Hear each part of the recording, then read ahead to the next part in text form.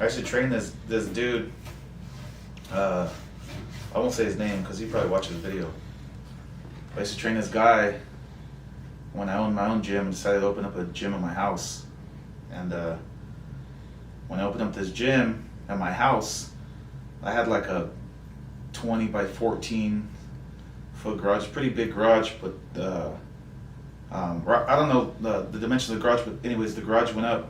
In San Antonio, you have rolling hills, you have like Texas hill country, and my garage was like, I don't know, 20 feet high. It was like super high because when you walk out into the garage, you like I had to walk down steps, right? So I could fit all kinds of stuff in this gym. It's like a cool little home gym. But I used to train this guy, and I'll never forget this. He told me that I owned a home, and I was married, and I had a kid. He told me I was in the big leagues.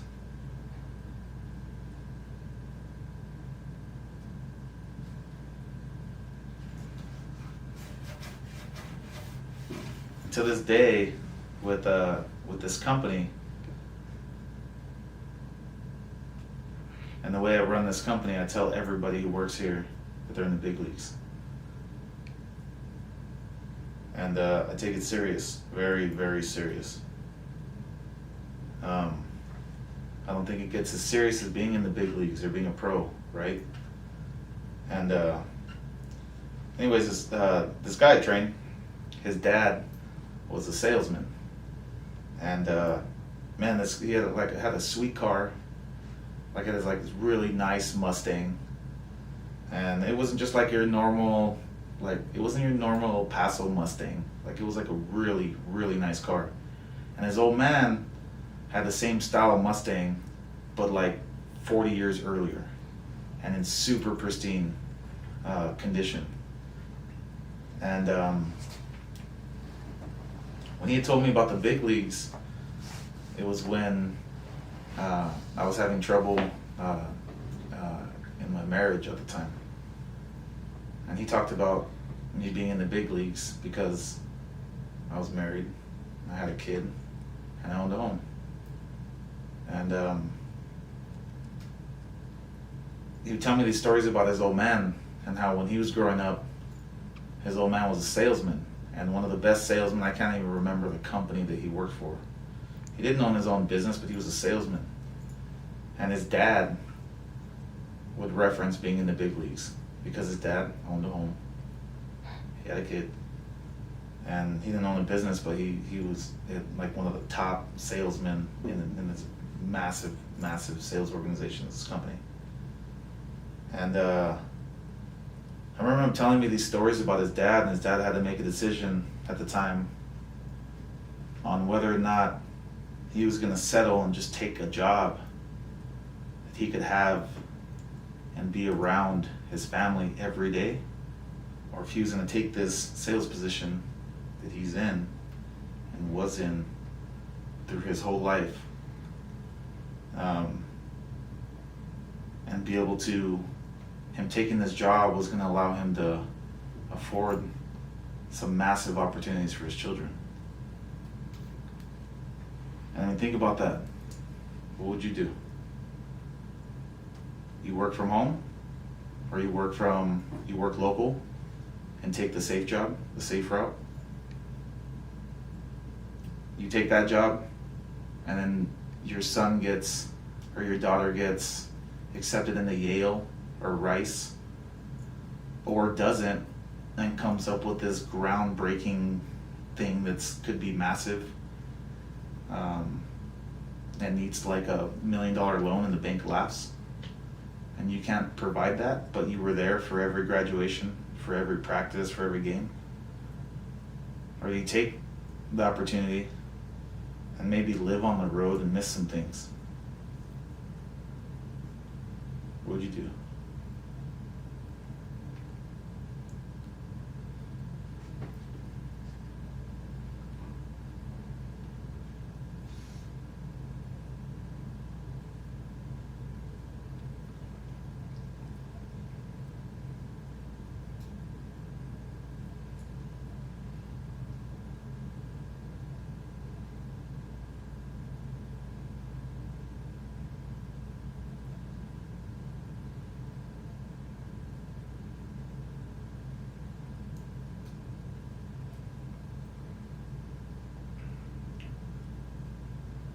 think about professional sports, and I think about some of my favorite athletes. And then we talk about like oh, these guys are babies and they're making millions of dollars, and oh, this and that, and they should be thankful, and a bunch of fucking babies and all this stuff, right? But they spend a lot of time away from home. A lot of things they miss. But when you're in the big leagues, think about the opportunity that you provide for your family. And what does that mean? Most people will sit there and tell you it's sacrifice, right? And it's like the word that I say doomed with, because it's super negative. Like, what does sacrifice mean to you? Oh, you gotta sacrifice going to a party. You gotta sacrifice all the late nights are gonna pay off, and working Saturdays are gonna pay off, and it's a sacrifice. You know, but when you're in the big leagues, I think these guys and myself and everybody who works here, when I talk about being in the big leagues, to me it's an investment.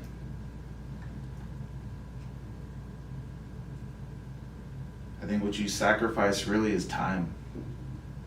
And there's one thing that money doesn't buy, it's time.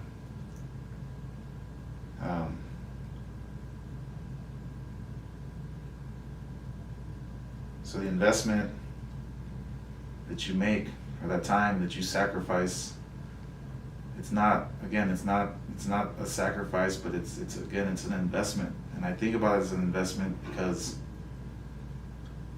I'm investing in my kids' future.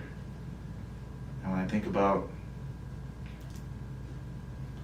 the guy that I used to train that told me that I was in the big leagues, you know, at the time I didn't understand it. And my gym was from home. And, you know, he would tell me the story about his dad and how his dad traveled and then could provide all these things for him. And this guy has a nice car, and he was going to college and lived in this awesome house, like in Stone Oak in San Antonio, like this beautiful neighborhood. I understood it. It sat in me that kind of decision to live that kind of life could provide that kind of opportunity. You know, but for me it was like I got it. I'm a smart enough kid to understand that. But in my mind it was something that I don't, at the time, that I wasn't committed to do. You know, so I lived a real comfortable life, and all my clients came to me. My son was his daycare, I guess you could say, while I was training, was a lady that lived 2 houses down. And to this day, they're still family friends.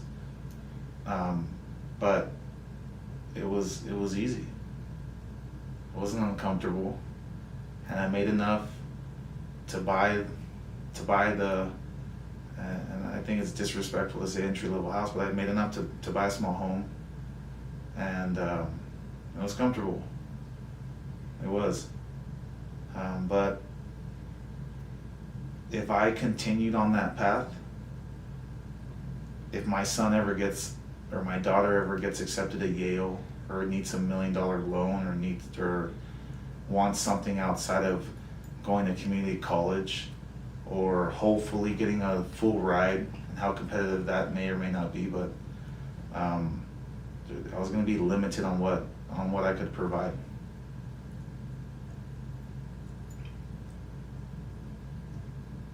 I got an opportunity to open or to manage a sales organization in El Paso. I live in San Antonio. When I got that opportunity, I realized that I was being asked to truly be in the big leagues.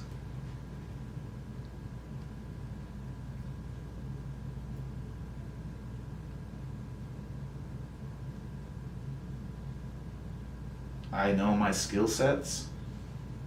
I know what I'm good at.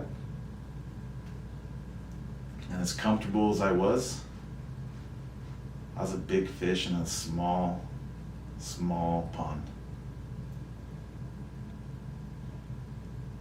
I always felt in my heart I was destined for something big.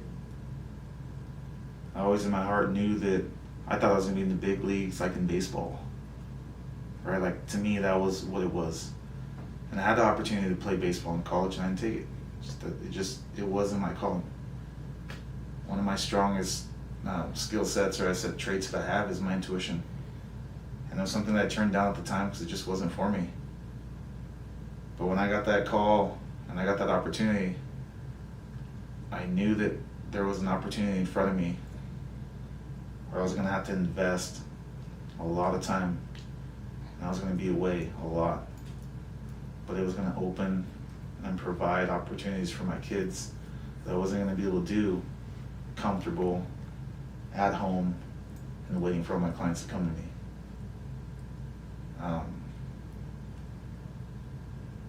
It's like a professional athlete.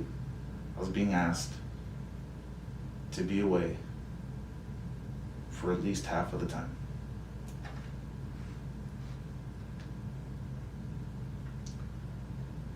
I've now lived this life for a while. I worked for this company for a little while. Some of the promises that were met and the differences that we were going to make in the community just weren't really met. I'm lucky to have a business partner that's dear to my heart. It's my brother. It's not a blood brother, but he's my brother. And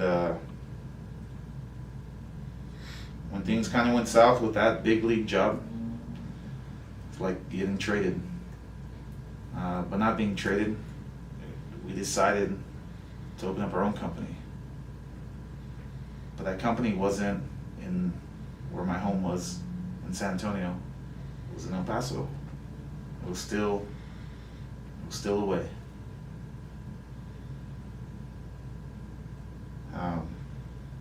So we opened this company.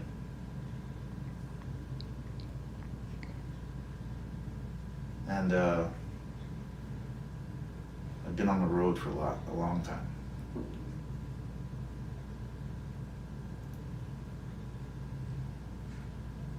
A lot of people see the glory. A lot of people see the glory, but no one's in the airport when you're flying what should be a 1 hour flight from San Antonio to El Paso, and it takes you 7 hours to get there because there's not a direct flight. No one sees eating a $14 cheap hamburger at a bar waiting for your connecting flight that's delayed.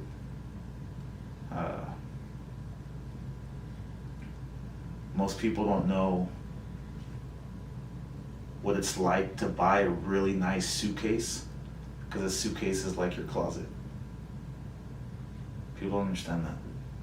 You see the glory. They see the cameras and the lights and they see that you're traveling and all this other shit.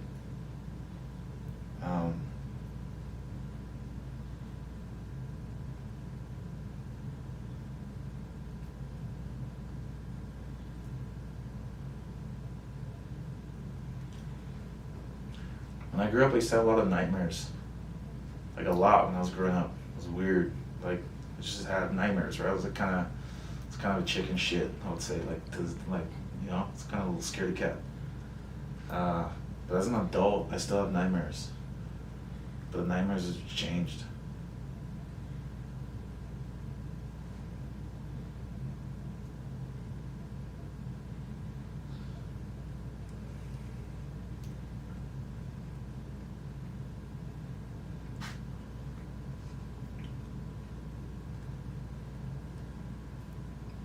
Being on the road's hard.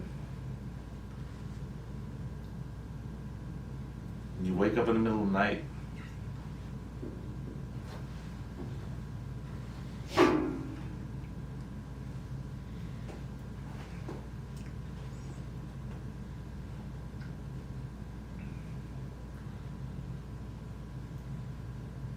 you wake up in the middle of the night and you have a nightmare that someone's breaking into your house, and you're not there, it's hard.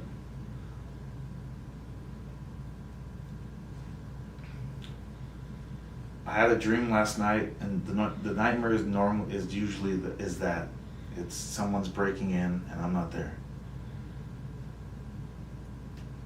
And I've learned to kind of handle it a little bit, because I know it's in me. It's a fear, and I've learned to handle it a little bit. To handle that dream, I guess you could say. I understand what I'm doing. I understand the investment. I know what I'm gonna provide for my kids. I know what that young man that I used to train, I know the opportunity that he has, and he's doing amazing right now. And I know that his dad is probably really proud that he made that choice and to be in the big leagues and to make that investment. I had a different dream the other night.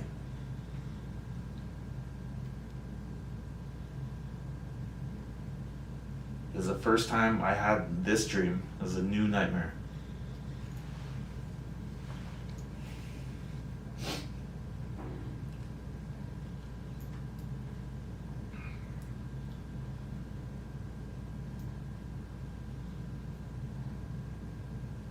In this nightmare,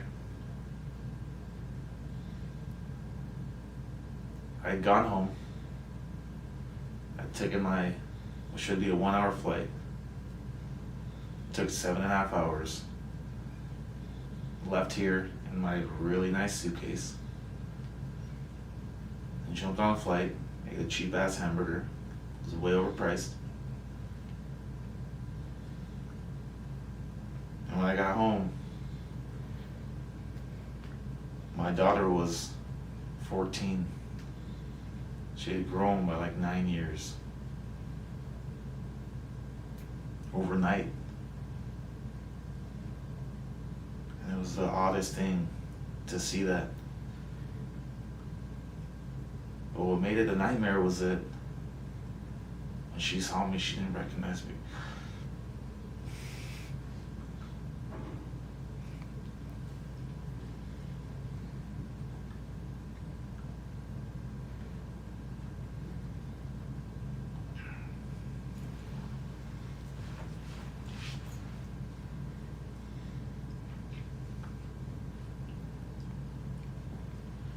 She looked at me, she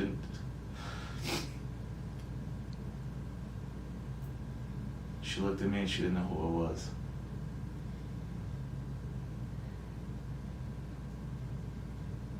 And she was uncomfortable to be around me.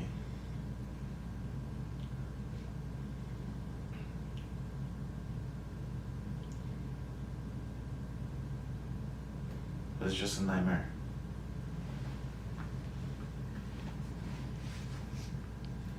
I get FaceTime. When I'm in town, we get to go to the resort, swim. She knows who I am. And I do spend a lot of time with my kids. Being an entrepreneur and being in the big leagues isn't just all glory. It's not just all rainbows.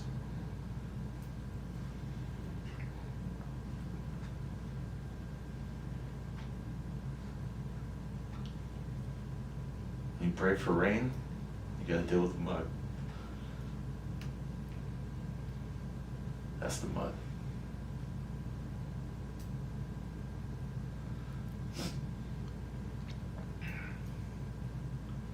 One day,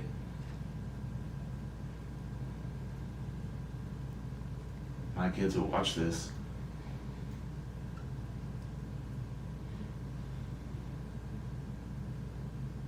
And they're gonna be thankful.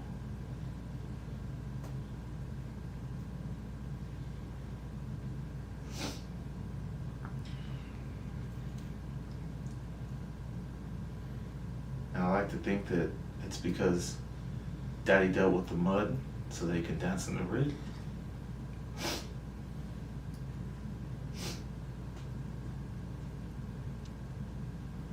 So that they can dance in the rain.